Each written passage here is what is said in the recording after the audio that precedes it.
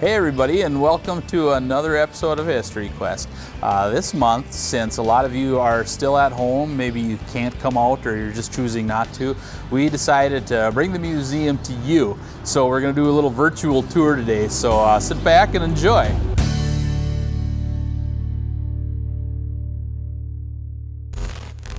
So here we are right at the front doors. As you can see, we are currently closed to the public. Our normal hours, though, are Monday through Friday from 10 to 4 and Saturday 1 to 4, closed Sundays.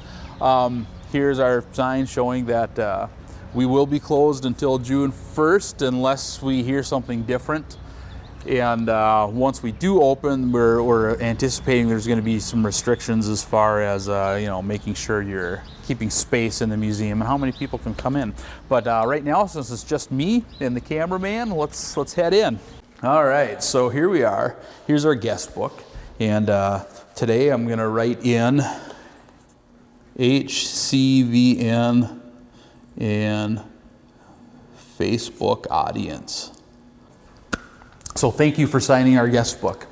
Right here you see our plaque on the wall that shows big contributors over the years. We got from $500 all the way up to $10,000 or more. So this is where the tour starts.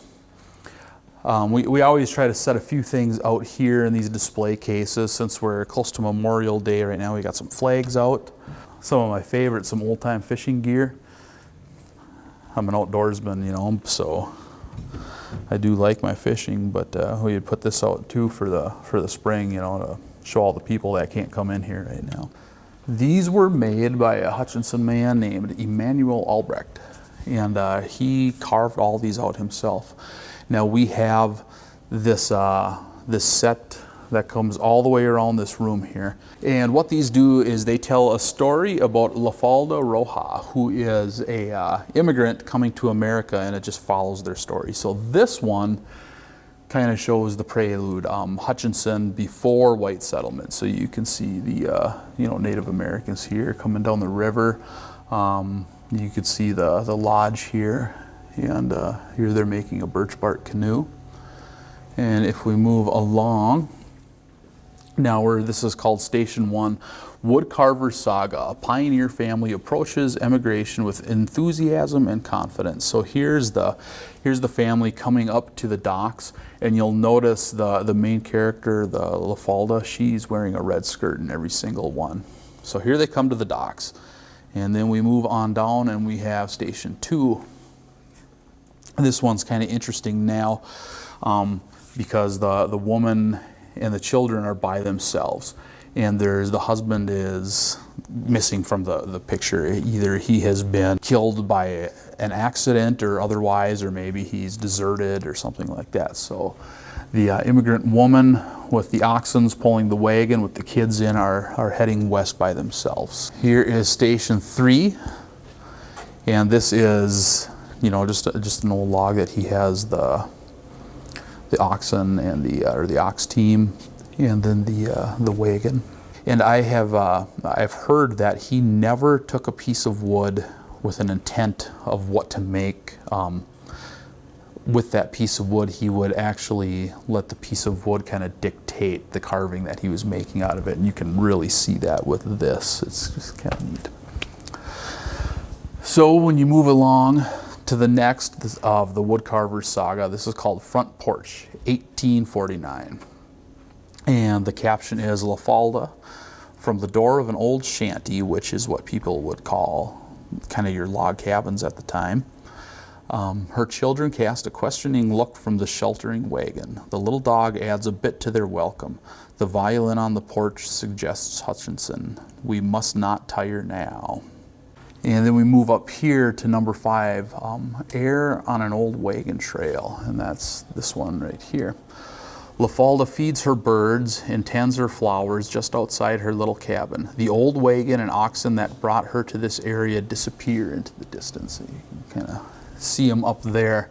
So they're here now, and they're waiting, and their ride is leaving them.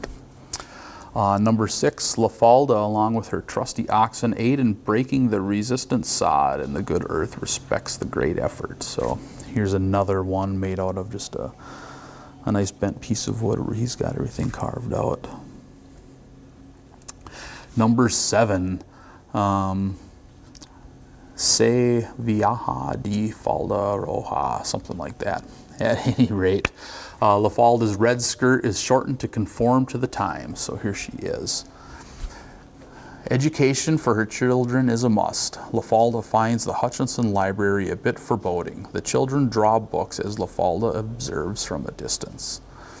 That's kind of neat. You can see the kids up here at the library desk getting books with their little dog behind them, and the mom kind of sitting in the background unsure of what she's experiencing. It's also interesting too, if you look here, kind of hidden in the background in one of the library's rooms, there's a picture of La Falda up on top. Station number 8. Now this one doesn't really have as much to do with La Falda Roja story, but it's called Hutchinson's Old Mill Pond. In past years, this has been a joyful place for many of us. Some of Minnesota's finest swimmers and divers came from this area, and yet the past was ever present. Station number 9 of a woodcarver's saga. A river runs through it. A history of Hutchinson as it was, as it is now, and as it always shall be. This one's kind of, they're on the river, and you can see the kids fishing, and you can see La Falda fishing. Number 10, Alone. Time has passed. The young daughter, now in her mother's red skirt, must go on. She permits herself a short backward look. Maybe her tummy aches a wee bit. Pioneering never ends. Go on, hang on, is our cry. And here is the daughter of La Falda looking back at her childhood home and getting ready to leave, go out on her own. Number 11, right here. Every little person has a grandma or great-grandma who could fill the role of La Falda Roja. And on this Saturday morning, with this little guy anxious to start on his sweet crackers and applesauce, the great pioneer calls for a pause as she recalls her past and the little lad's future. In her own tongue, which includes all languages, Come Herr Jesu, be our guest and bless everything that you have given us. Amen. The portraits of 1,000 La Falda Rojas hang in the background. So here's the little boy, and then here's La Falda, the portrait of her. And last, number 12, the woodcarver's saga, the quilters. Many generations of women pioneers have passed. Great quilts are proof of their abilities and retell it all from joy to sorrow. So here is somebody representing La Falda, and here are some other women making quilts. Now, the other side of our case is here. If we come up here, we have some Native American artifacts. We've got some stone points. These, of course, are the pipe and the hatchet are a recent kind of more of a like a, what would you call it, like a trinket or something that you could buy at a roadside shop. The interesting thing about stone points that I think people don't always realize is they're kind of difficult to age. These could be thousands of years old. By the time whites had entered the landscape in Minnesota, most of your natives were using metal points instead of stone points. They could buy the metal, and they could, whether it's steel or what have you, and they could melt it down and make their points. And you can actually see that on these arrows right here, where they're not stone points anymore, but they're metal, so those have been forged. So at any rate, that would be your more modern, whereas these could be thousands of years old. I mean, really, these are probably, made by prehistoric people living in the United States or living in Minnesota. And these actually belong to Les Cuba, and he had donated them to the museum. Here we have some other artifacts. We have some beadwork and some leather working. You can tell that these two pairs of shoes right here are actually very old. This white pair is a reproduction. That's just kind of there as a prop, but these two pair are very old. This little pincushion pillow is very interesting. That was actually belonged to Little Crow. And Little Crow, of course, is the leader of the Dakota Warriors during the Sioux Uprising. But at any rate, prior to all this happening, he frequented the Hutchinson area quite often, and one of his friends was a man named Dr. Benjamin. And during one brutal winter, Little Crow and his band actually had come off of the reservation down by the Minnesota River and camped in the woods, or wintered in the woods of Dr. Benjamin on his farm. And this was given to Dr. Benjamin, presumably at that time. But so the little purple pincushion actually did belong to Little Crow. All right, so if you look in our main corridor, all along the top, we have murals that were painted by Les Kuba. Most of Les Kuba painted, several murals in his career, many of which would hang behind a bar somewhere. And the story has it when he was, traveling across the country painting the Coca-Cola signs, he would always try to get into bars, taverns, restaurants, what have you, and try to paint wildlife scenes on canvas. And so he would actually carry the wood and then the little brass nameplates with him as he traveled, because he would try to do an outdoor scene anytime, any place that he could, because the Coca-Cola signs were paying the bills, but the outdoor scenes were his real passion. Here we have the big tree ring. This, I believe, was at the Glencoe Court, or the courthouse in Glencoe at one time, and it was taken down in 2005. But by counting the rings, they were able to get back to 1880. And I'm not an expert per se, but I do know that the thin areas, I believe, are the dry years, and the thick areas where the rings widen out are the wet years. And so you can kind of go back in time and a little bit and see what the climate was during that. You've heard me mention Les Kuba's name a time or two, so this is our Les Kuba gallery. Les Kuba actually played a huge role in getting this museum built back in the mid-80s. This painting up here called McLeod, which is a painting of Martin McLeod looking over Buffalo Creek, where John Otherday had his camp. Les Kuba made that specifically for the Historical Society, and so what they did was to raise money to build the building. Les Kuba sold these prints, and any money that was made on these prints went toward the Historical Society. And then he donated a lot of his own stuff, which we'll see in his gallery right here, but because of the hand he had in actually allowing this building and this society to exist, he has his own room here. Now we do have our arrows on the floor for when we open back up to the public, so that way we can keep a flow going here without people brushing up against each other.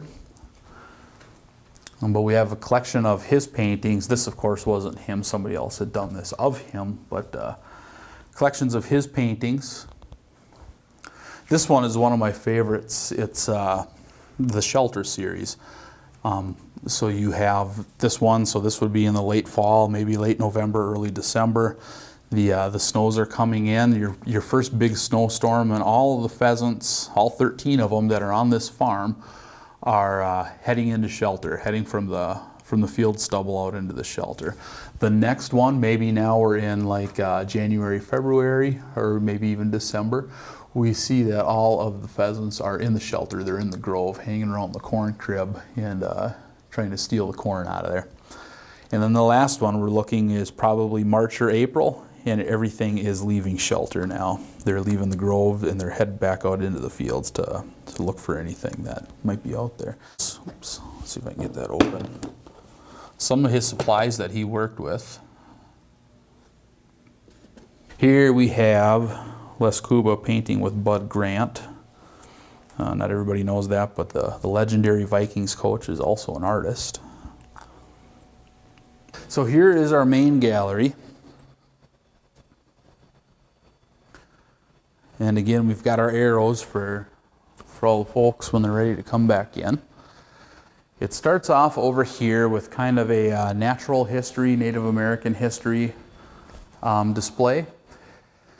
And we have a number of stone tools here. We got a piece of copper from the Copper Age, the grinding stones, the head of a pipe.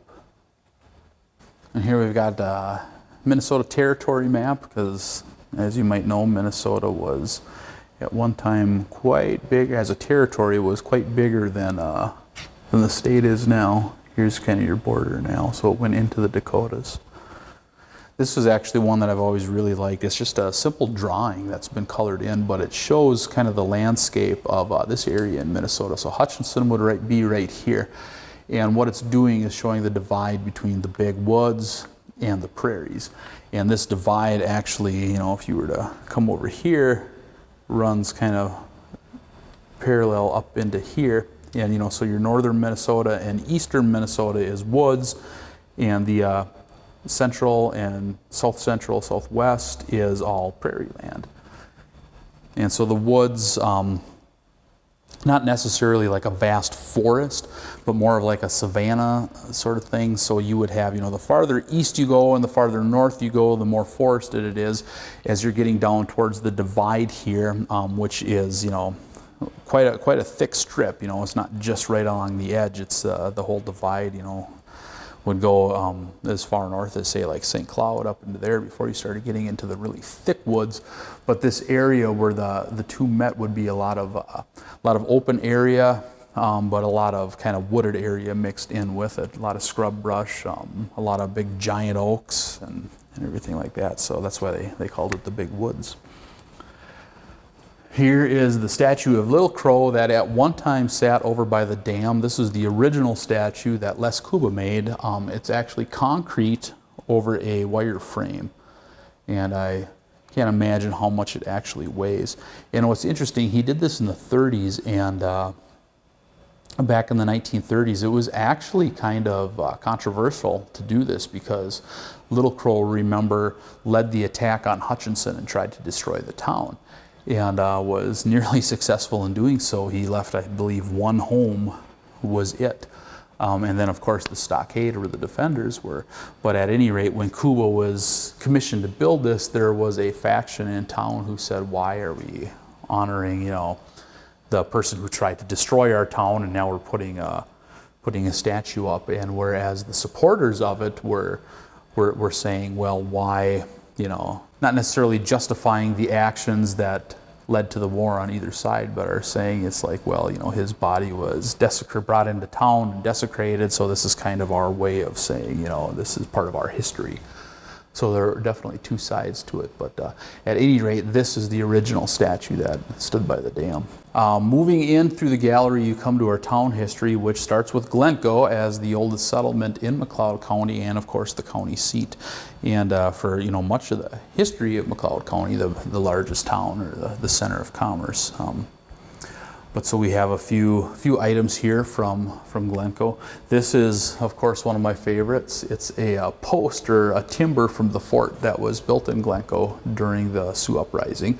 The fort was never attacked, partly or due in part because Glencoe was on the road from Fort Snelling to Fort Ridgely, so there were troops patrolling it very often, so the fort was never attacked. But this is one of the timbers that was from the fort, and here you can see a little sketch of the fort as well too. And then when we come into here, we see Hutchinson, which also came to be in 1855. Here is a sketch up here of the stockade, or what Hutchinson would have looked like at the time, or in 1862. So this would be Main Street coming down. This would be Library Square right here, and you can see the stockade. The Pendergast Academy, which I believe, I'm not sure what's on that side, but the hotel now is sitting to the east of that.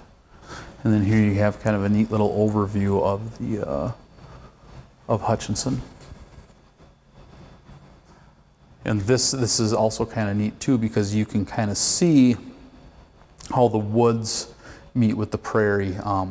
This, you know, isn't a terribly, clearly was from a balloon or maybe even a plane later on.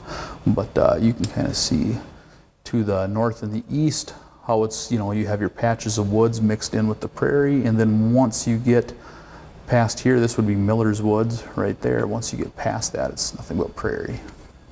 Biscay, or Bisky, I should say Bisky, not Biscay. Interesting too, as you come farther on, you start to see the dates. So the first settlements are in the 1850s, and the next wave of settlement is late 1870s, 1880s, and that is when the railroad came through, and these are all railroad towns, so they sprang up because of the railroad. If you look down here, way in the back, on that piece of wood, there's a phone receiver. That's actually a sender and receiver. That is the first phone ever made in McLeod County, and it went between Lester Prairie and Winstead. And here we have a diorama of the Winstead roller mill. I don't know who made this, but whoever did sure spent some time on it. That's an amazing little diorama there. This wall is dedicated to the paper towns or lost towns of McLeod County. During settlement, many paper towns sprang up across the nation. They maybe would have brought a few people in to settle, but they just never happened, or they were placed on paper for monetary reasons, and then of course just never prospered. But there are quite a few of them all over the state of Minnesota from the 1850s. However, there are also those that just became ghost towns, like Kaniska. Here is a timber actually from the old Kaniska Dam, and you can see the old nails and everything in it. And here's a map that shows the locations of all of these towns. Now you have like Lake Addie, which eventually became part of Broughton, or the two kind of merged and became Broughton. So that didn't necessarily go away. And then also up here you have Harmony, which was meant to be the sister town of Hutchinson. And now the reason why you have Harmony and Hutchinson was because you were under the Town Site Act, you were only allowed to plot out so much acreage to be a town site. So if you wanted to have a big town site, you would actually have to plot out two of them. So that's why you have Harmony and Hutchinson. Here we have the bank. This is kind of a neat little display.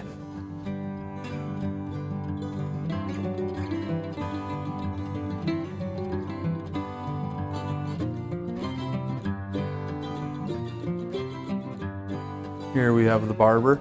I've been telling all the volunteers here that since we have a barber chair and since the salons are closed, that I'd be willing to cut their hair, but nobody really wants to let me do that. So, the schoolhouse. This is an Alice Chalmers fuel cell tractor that actually belongs to the Smithsonian, and we have it on loan. We've had it on loan for many years, and it's a popular attraction for the Orange Spectacular group when they come through. Here we have a TV and radio shop.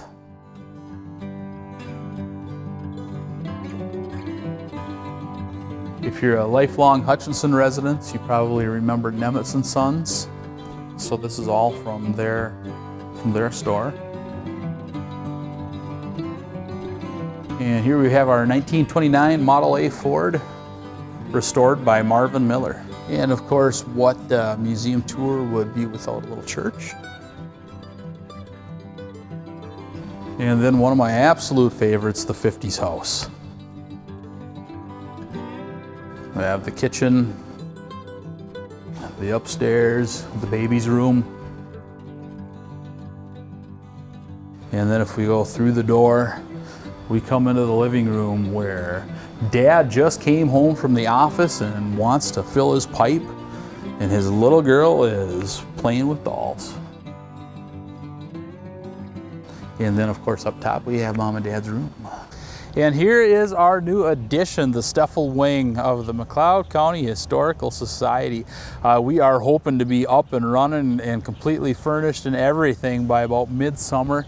And hopefully we can have a grand opening this year. We'd had one planned for April, but then of course, the sky fell on us all and we all had to stay home for a couple of months, and so that kind of put a damper on that. But the plan is to resume as soon as we can, but this is it. And though our addition is unfinished yet, well, the building part is finished, we haven't finished setting everything up. We'll go take a look at what we have in there so far. Here's the donor plaque made possible by the generosity of Vern and Alice Steffel. We have a few of our own things in here right now, and then we also have a few of the donors' things. The little dual tractor, this was actually made from Vern Steffel. He used parts from a Model T and then some tractor parts from a local salvage yard, and made himself a little garden tractor that they actually used on the farm when he was a kid. And then Vern Steffel was also the conductor of the Whoopie John Band. In, I believe, the late 70s, he bought the rights to the name Whoopie John and all of the original music, and was able to tour using the name Whoopie John, and he actually had some of the original musicians with him too. But this was a big part of his life, and he really wanted this display to be in here. And since McLeod County, as much of Minnesota, has a history of quote-unquote old-time music, we thought it would fit in quite nice. Vern Steffel played the concertina, and then his wife Alice played the keyboards.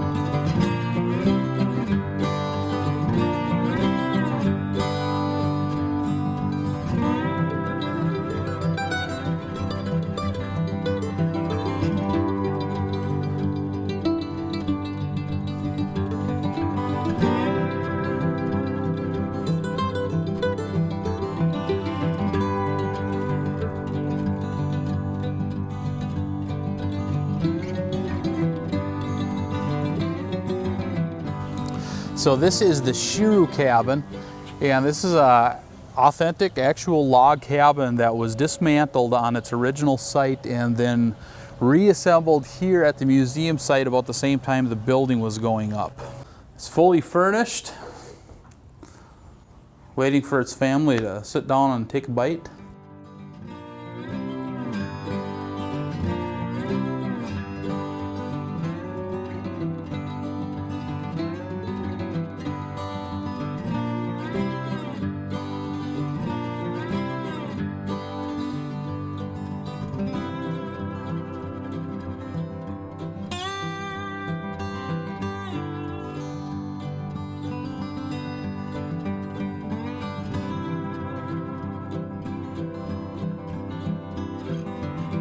So that will conclude our episode of History Quest for the month.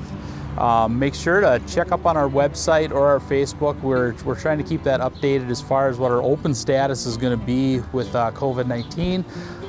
Right now we're looking like June 1st we're going to be open to the public. Before you come though, give us a call and or check our website to make sure that we are open for the public, because we haven't really been given many guidelines yet. So right now though, the plan is to open on June 1st, and like I had said at the beginning of the show, we'll probably have some guidelines, you know, 6 feet apart, that whole thing. We're not going to require anybody to wear face masks. If you would like to, you are welcome to do so, but it's not a requirement, so don't feel like you have to if you're going to come here. So until then, stay safe, and we hope to see you soon. Thanks.